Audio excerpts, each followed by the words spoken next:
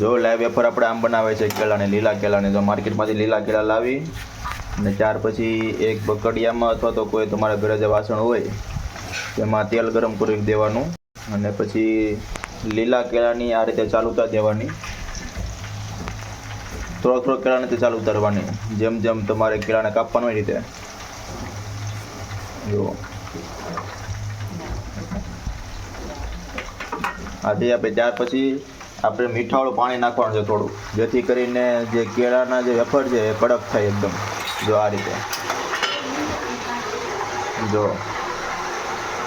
અને પછી જો અવાજ આપણે આ રીતે આવે.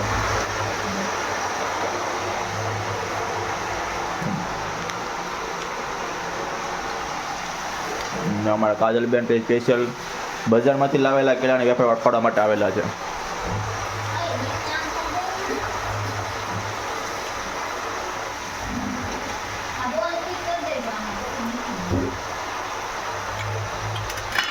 ફૂલ ગેસ રાખવાનો.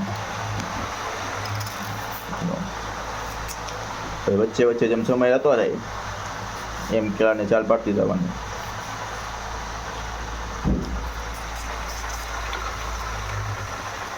એ 3 થી 4 મિનિટ તમે જોશો એટલે વેફર એકદમ મસ્ત ફ્રાય થઈ અને કડક થઈ જાય.